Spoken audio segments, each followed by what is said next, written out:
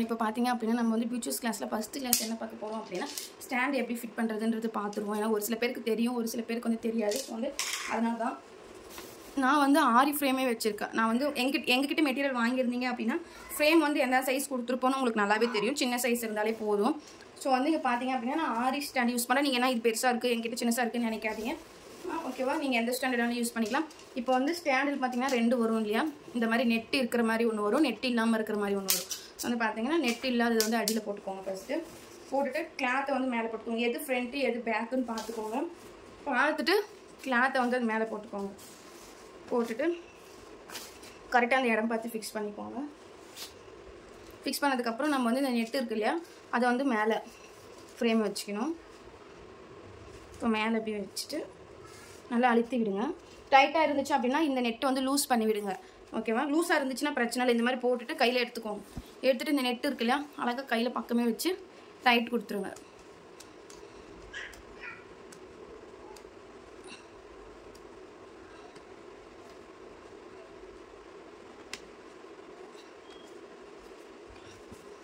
இந்த நெட்டை பிடிச்சிட்டு டைட் கொடுத்தீங்கன்னா சீக்கிரமாக டைட் ஆகிடுச்சு. இப்போ வந்து நான் சென்டரில் லூஸாக இருக்கும். இப்படி ஒரு கை இந்த பக்கம் பிடிச்சிட்டு ஒரு கையில் வந்து இந்த மாதிரி டைட் வச்சுக்கோங்க.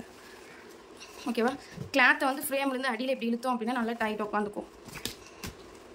ஸோ வந்து ஃபஸ்ட்டு வந்து மெயின் விஷயமே நமக்கு வந்து கிளாத்து டைட் ஆகிறது தான். நம்ம எந்த அளவுக்கு ஃப்ரேம் வந்து டைட்டாக இருக்கும் அந்த அளவுக்கு ஒர்க் வந்து ஃபினிஷிங் கரெக்டாக வரும்.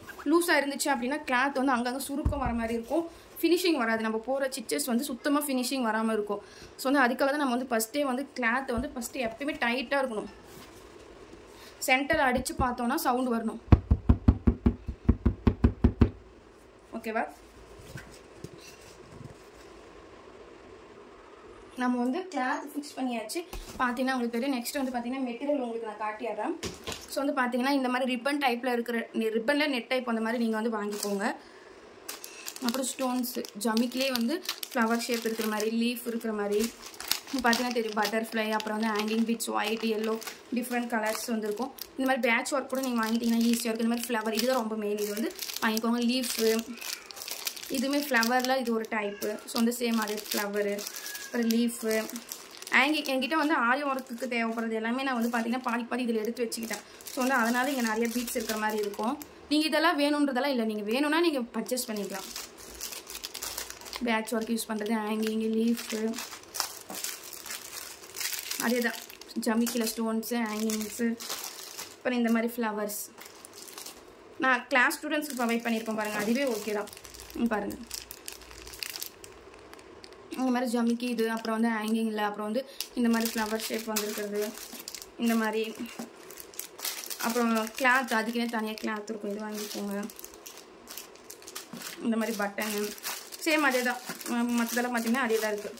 கலர் சுகர் பீட்ஸு வாங்கிக்கோங்க, ஜமிக்கி அந்த மாதிரி.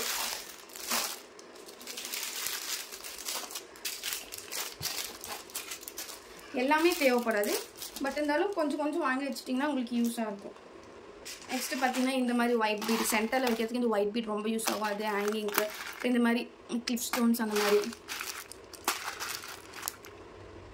ஸோ இந்த மாதிரிலாம் வாங்கிக்கோங்க. அப்புறம் கிளாத்து, நெட் கிளாத்து, ஓகேவா. அப்புறம் ஸ்டார்டிங் கிளாத்து, நெட் கிளாத்து, அப்புறம் சில்க் காட்டன், நம்ம ஆரி ப்ளவுஸ் யூஸ் பண்ண முடியாது. அப்புறம் நெட் கிளாத்து இந்த மாதிரி வாங்கிக்கலாம். ஸோ நீங்களும் அந்த மாதிரி வாங்கிக்கலாம். இந்த மாதிரி பட்டன் டைப்ஸு இந்த மாதிரி கூட நீங்கள் வாங்கிக்கலாம். இப்போ வந்து ஸ்டார்ட் பண்ணிடலாம். ப்ளூக்கு நான் ஃபேப்ரிக் ப்ளூவே எடுத்துக்கிட்டு நீங்கள் எது வேணாலும் எடுத்துக்கலாம். ஃபஸ்ட்டு வந்து பார்த்தீங்க அப்படின்னா ஃபஸ்ட்டு கிளாஸ் என்ன அப்படின்னா ஸ்டார்டிங் இதுக்கெல்லாம் நேம்ஸ் வராது. ஸோ வந்து கிளாஸ் 1 கிளாஸ் 2னே பார்த்துக்கோங்க. இப்போ பார்த்தீங்க அப்படின்னா ஸ்டார்டிங் கிளாத்தில் வந்து நான் இந்த மாதிரி பாக்ஸ் ஷேப்பில் கொஞ்சம் நீளத்துக்கு வந்து கட் பண்ணி எடுத்துருக்கோம். நீங்களும் எடுத்துக்கோங்க. அதுக்கு வந்து நீங்கள் இவ்வளோ தான் எடுக்கணும், அவ்வளோதான் எடுக்கனால உங்களோட இதுக்கு தகுந்த மாதிரி நீங்கள் வந்து எடுத்துக்கோங்க. ஓகேவா, எடுத்துகிட்டு என்ன பண்ணோம் அப்படின்னா இது வந்து பேக் சைடு, இது ஃப்ரண்ட்டு சைடு. ஸோ வந்து பார்த்தீங்கன்னா இந்த ஃப்ரண்ட்டு சைடு 2ஆக மடிச்சுக்கோங்க. இந்த மாதிரி 2ஆக மடிச்சுட்டு இப்போ வந்து நம்ம மடிச்சிருக்கோம் பார்த்தீங்களா, இந்த எட்ஜு இந்த எட்ஜும். ஸோ வந்து அதை 2 சேமாக வச்சுட்டு நம்ம இங்கே வந்து ஸ்டிச் பண்ணிக்கணும். ஓகேவா, நார்மல் நீடில் ஸ்விங் த்ரெட் எடுத்திருக்கேன். ஓகேவா, நீங்கள் கிளாத் கலர்லேயே எடுத்துட்டிங்கன்னா கொஞ்சம் நீட்டாக இருக்கும் ஃபினிஷிங். இப்போ வந்து பார்த்தீங்கன்னா இங்கிருந்து ஸ்டார்ட் பண்ணுறேன். இங்கே எடுத்துட்டேன். இப்போ வந்து இந்த இடத்துலேருந்து பாருங்கள், இப்படி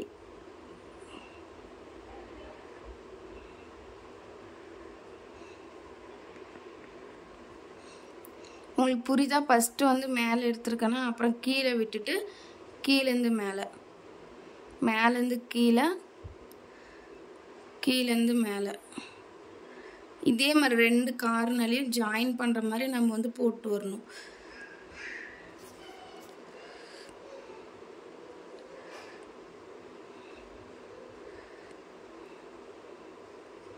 கீழேருந்து மேலே, மேலேருந்து கீழே. ஸோ இந்த மாதிரி கோத்துட்டு வரணும்.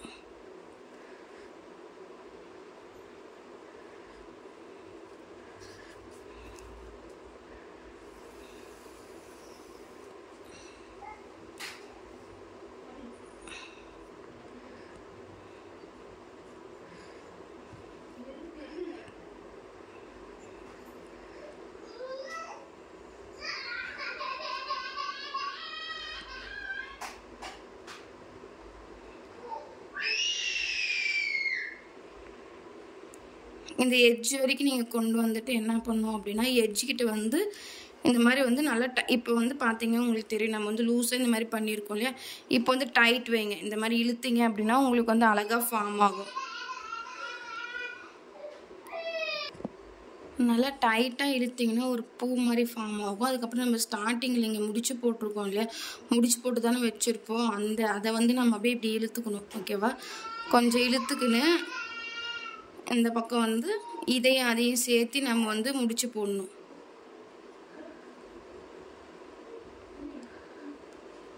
இப்படி முடிச்சு போட்டுக்கோங்க.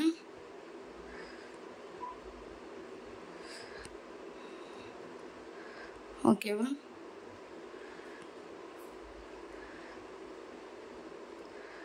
இந்த மாதிரி முடிச்சு போட்டு கட் பண்ணிக்கலாம். சிசர் வச்சு நீங்கள் இந்த மாதிரி கட் பண்ணிக்கோங்க.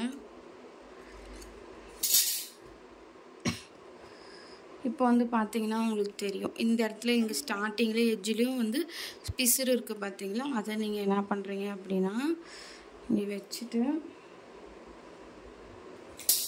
இந்த மாதிரி லைட்ரு இருக்குது பார்த்தீங்களா? லைட்ரு வச்சு லைட்ரு கொஞ்சம் அங்கே கரெக்டாக வச்சிங்கன்னா அப்படியே அது வந்து ஒட்டிக்கும். அந்த இடத்துல நமக்கு வந்து பிசுறு வந்து அசிங்கமாக தெரியாது. பார்த்தீங்கன்னா உங்களுக்கு தெரியும். ஸோ ஓகேவா? இந்த மாதிரி பண்ணிங்கன்னா உங்களுக்கு ஈஸியாக இருக்கும். அவ்வளோதான், நம்ம வந்து இது ஃபினிஷ் பண்ணிட்டோம். இந்த டிசைன் இப்படி வச்சிங்கன்னா ஃப்ளவர் மாதிரி இருக்கும்.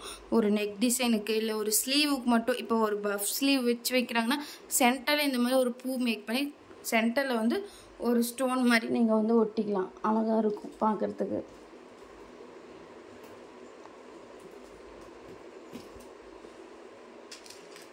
இப்போ பாருங்கள், நான் வந்து பிங்க் கலர் கிளிப் ஸ்டோன் மாதிரி எடுத்திருக்கேன்.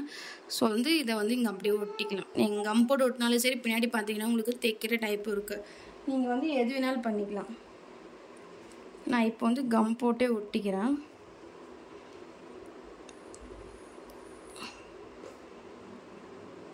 கம் போட்டு நம்ம சென்டரில் ஒட்டும் போது அந்த நம்ம தைச்ச அந்த பிசுறெல்லாம் அசிங்கமாக தெரியவே தெரியாது. அவ்வளோதான் இந்த டிசைன். ஸோ வந்து நான் இங்கே வந்து பின் பண்ணிக்கிறேன். எப்படின்னா, இப்போ நம்ம கீழே மேலே வச்சோம் அப்படின்னா எங்கேயாச்சும் மிஸ் ஆயிரும், இல்லை ஏதாச்சும் ஒன்று ஆயிரும் இல்லையா? ஸோ வந்து அதுக்கு என்ன பண்ணணும் அப்படின்னா, நீங்கள் ஒரு ப்ளவுஸில் போடுறீங்க அப்படின்னா இந்த மாதிரி ஃபஸ்ட்டே கூட நீங்கள் மேக் பண்ணிவிட்டு அப்புறமா கூட நம்ம வந்து கிளாத்தில் வந்து ஸ்டிச் பண்ணிக்கலாம், ப்ளவுஸில் வந்து ஸ்டிச் பண்ணிக்கலாம். ஸோ வந்து சேம் கலர் எடுத்திங்கன்னா உங்களுக்கு அசிங்கமாக வல்கராக தெரியவே தெரியாது. ஓகேவா? சேம் கலரில் எடுத்து அடியிலேருந்து ஊசி எடுத்துகிட்டு மேலேருந்து கீழே இந்த மாதிரி ஒரு 3 இடத்துல 2 இடத்துல ஸ்டிச் பண்ணிட்டீங்க அப்படின்னா உங்களுக்கு வந்து அழகாக அப்படியே நின்றுக்கும். ஓகேவா? அவ்வளோதான் இந்த டிசைன். ஒரு நெக்குக்கு வந்து நீங்கள் வந்து பார்த்தீங்க அப்படின்னா சென்டரில் நெக் பேட்டர்னில் வச்சாலும் சரி அழகாக இருக்கும். இல்லை சைடு ஃபுல்லாக பேக் நெக் இருக்கு இல்லையா? அதில் நீங்கள் பார்த்தீங்க அப்படின்னா சைடு ஃபுல்லாக வச்சாலும் அழகாக தான் இருக்கும். ஃப்ரண்ட்டில் ஒரு பூ, அப்புறம் வந்து ஸ்லீவில் ஒவ்வொரு பூ வச்சாலும் நீட்டாக இருக்கும். ஓகேவா? ஸோ வந்து அவ்வளோதான், முடிஞ்சிச்சு. இவ்வளோ தான் ஃபஸ்ட்டு டிசைன். நீங்கள் வந்து இந்த மாதிரி வந்து பூ மாதிரி பண்ணிவிட்டு ஸ்டோன் ஒட்டிக்கும். உங்கள்கிட்ட இந்த மாதிரி ஸ்டோன் இல்லைனா சாதாவாக ரவுண்ட் ஸ்டோன் அந்த மாதிரி வச்சுருப்பீங்களா, அதை கூட ஒட்டலாம். நீங்கள் இதே தான் ஒட்டணுன்னாலும் அவசியமே கிடையாது. ஓகேவா?